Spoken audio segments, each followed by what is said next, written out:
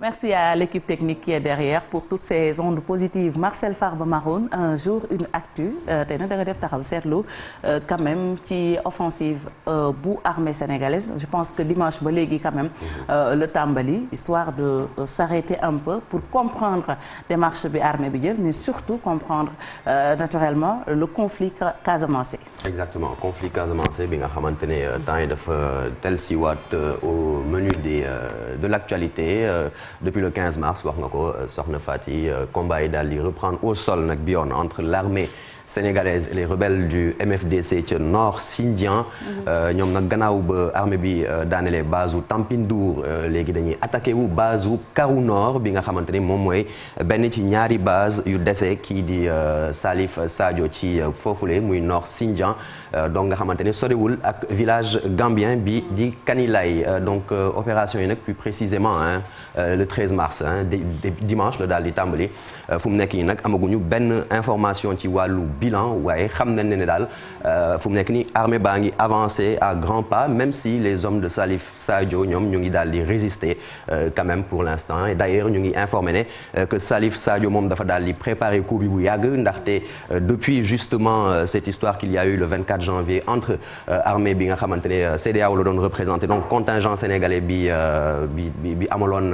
accrochage ak rebelles yi donc depuis lors Salif Sadio dafa préparer coup am daal di recruter ay nit ci biir effectif am et puis daal di itam récupérer armement hommes yi nga xamante ne ancien président Yaya Jammeh moom moo nekkoon aux commandes d'après certaines sources d'autres sources sont justement formelles ne que Salif Sadio fu mu nekk nii mu ngi def na recrutement après justement libération juróom-ñaari otages militaires yi nañ ci dellusiwaat et on rappelle que si l'armée réussit cette fois-ci à mettre la main sur Karou Nord ban base mooy des maa ngi ko doon wax sànq dese na ñaari base donc Salif Sadio beneen base bi Kafounté la donc noonu la tudd bu Salif Sadio. Voilà donc offensive bi tax na quand même ba mu am des déplacés et ils sont quand même nombreux. Exactement donc fu mu nekk nii même si foofu tamit amul exactitude par rapport ak chiffre bi fu mu nekk nii certaines populations mën nañu jàpp ne du Nord Sindian ñu ngi comme tàmbalee plier seen i bagages ngir fexe ba tenter rek jéem a traverser frontière bi nga xamante ne daf leen di séparer ak Gambie donc pour yegg foofu ca Gambie donc pas de bilan maa ngi koy wax sur le nombre de déplacés à ce jour waaye bu ñu sukkandikoo ci Croix-Rouge il serait déjà plus d'un millier toll neen ci lu ëpp junni doomu aadama yi nga xamante ne jóge neen ci seeni village bu soriwul dara frontière Gambie boobu noonu donc bu ñu sukkandikoo ci Ibrahima Sané nekk responsable des jeunes Fogni ci Sud Quotidien la doon joxe yooyu les kaddu nee na tey population yi ñu ngi daw village yi ngir dem Gambie bàyyi nañ nag lépp seen ginnaaw et puis ki di Ismaïla Bodian nekk chef village u Bujinga moom nee na musul woon gis li auparavant dans le passé donc sous les précédents gouvernements fu mu nekk yi nag dëkk bi yëpp est en plein désarroi noonu la ko décrire chef de village u boobu la dëkk ñuy fàttali que dans ce village là justement nit yi fa déplacé wu fu mu nekk nii ñi ngi nelaw ci ay salles communes à même le sol donc ci suuf si prêt pour prendre la fuite à nouveau bu fekkee ne combat yi dafa daal di dafay gën di leen di jege si fi ñu nekk et puis la Gambie qui est la terre d'accueil ndaxte depuis dimanche Banjul mu ngi wax ne benn mouvement massif de centaines de populations civiles la ñu décrire ne yi nga xamante ni la ñu dëkk ci zone concernée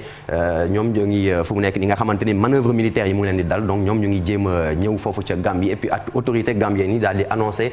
ñu ngi préparé benn enveloppe juróomi millions dalasi muy près de 60 millions de francs CFA ngir fexe ba réfugiés ak déplacés yi ñu mën leen venir en aide et puis président Adama Barrow daal di assurer que moom dëkkam bi di Gambie du servir base arrière képp ki nga xamante ne joxuñ ko autorisation ngir mu dugg fa ak li nga xamante ne moom mooy ay gànnaay. Très bien regain de tension bi lan moo ko waral. alors regain de tension bi maa ngi ko doon wax sànq mën nañu wax ne li fi jot a xew lu yàggul dara il y a près de 2 mois donc le 24 janvier 2022 on le rappelle dans le village de Karol ay soldats sénégalais bu CEDEAO ak faction MFDC dirigée par Salif Sadio daal di affronté wu ñeenti soldats sénégalais daal ci ñàkk seeni bakken juróom-ñaar ñu daal leen jël en otage balaa ñu leen di libérer libéré le 14 février devant des journalistes suite à une médiation waa Croix-Rouge ak communauté Sante Egidio donc mu di woon benn succession d'événements bi nga xamante ne armée sénégalaise bi daf ko jàppe comme une humiliation mu décidé ne rek ne léegi day laver l'affront bu ñu sukkandiko ci waa DIRPA donc mooy service communication bu armée bi neneen opération yi bi ñuy doxal fu mu nekk nii li muy viser rek mooy démanteler base faction Salif Sadio yooyu yi nga xamante ni c'est situé le long de la frontière avec la Gambie tamit li ñu bëgg mooy détruire bépp bande armée yi nga xamante ni ñu ngi mener ay exactions criminelles ci boobu les zones ak neutraliser bépp nit ak entité yi collaborer directement ou indirectement avec les bandes armées près de 4 décennies de conflit Casamance ñu del si ci historique bi soxna Fati mu di benn conflit bi nga xamante ni c'est l'un des plus vieux conflits en Afrique le 26 décembre 1982 la daal di tàmbali gannaaw mouvement force démocratique de Casamance MFDC daal di organiser benn marche pacifique jëmale ko ci gouvernance su Ziguinchor ba ñu yegsee foofu ñu daal di décider rek dañuy wàcce drapeau sénégalais bi ngir teg fa ñoom en lieu et place seeni drapeau justement autorité bi daal di réagir ordonner force de l'ordre yi pour ñoom tamit ñu réagir la marche fut réprimée dans le sang et les forces de l'ordre procédaient à plusieurs arrestations dont celle du dirigeant on se rappelle indépendantiste l'abbé Diamacoune Senghor foofu nag le waa MFDC daal di décider rek dañuy rejoindre le maquis avec un armement rustique constitué de coupe-coupe et de fusils de chasse parfois fabrication artisanale donc quelque chose de vraiment traditionnel depuis lors près de 40 ans de non-paix non-guerre yi nga xamante ne daal confrontation yi yàgg na am entre armée ak MFDC négociation de paix yi nga xamante ne jurul dara cessez-le-feu yu ñu respecté wul exaction et cetera donc sans oublier bien sûr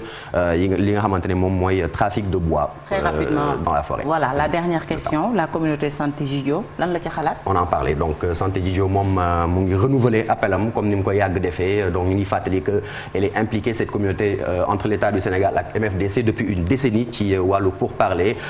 donc ñoom ñu ngi exprimer seen préoccupation face à la reprise des hostilités di laaj rek ngir ñaari parti yi bañ a xadi rek ci mbiru waxtaan ñuy laaj rek gouvernement Sénégal État Sénégal ñu bàyyi opération yi waxtaan moo gën pour ñoom. Merci beaucoup Marcel Farba Maroun ci actualité bi nga indi mu soxal fitna bi am foofu ca Casamance pardon Chérif je pense que Marcel junj na ko offensive bi dimanche la tàmbali ba tax na sax ñenn ci askan bi ñu ngi déplacé wu di daw. ñi ngi déplacé daw jamono ji mën na ne l'étau se resserre sur Salif Sadio parce que armée bi moom déterminé nañ cette fois-ci pour régler cas am parce que li mu fi mujjee def Marcel rappelé na ko ci weeru janvier bi quand même li naan li ëpp tuuru parce que on a vu une personne boo xam ne jug na ngir humilier armée sénégalaise ndax jàpp na leen woo ay chaîne de télévision yu nekk ci YouTube bi filmer leen wax loo leen ñu diffuser ko ci ak image de propagande yu grave yoo xamante ni fa am na ñum ci faat seen bakkan defoon na ko ci début des années 2010 yi ba Sante Egidio def ci waxtaan boobu nit faatu ci woon ñu daal di libéré mais bi pas bi ñu leen jàppaane nag moo tax armée bi moom en tout cas déployé na ay moyens yu logistique yu am doole yoo xamante ni ki ren di ko même le chef d'état-major général bi nga xamante ni moo jiite armée de terre mi ngi fa di commande troupe bi su ko defee kon ñu am ci ndam te yàlla leen yàlla may ndam ndax Casamance ci Sénégal la bokk war nañoo fexe tout pour nga xamante ni ngànnaay yeeg bal bañ faa tàkkati ndax dëkk la boo xamante ni jàmm rek moo fa war a am ba tax na gis nga plateforme des femmes ñu ngi cee jug ci dox képp nga jóg ñu jox Abbé Diamacoune muy laata muy génn àdduna gis ngeen effort yi mu daa def également ngir jàmm daa def am donc Salif Sadio rek mooy le problème te c'est un problème qu'il faudra régler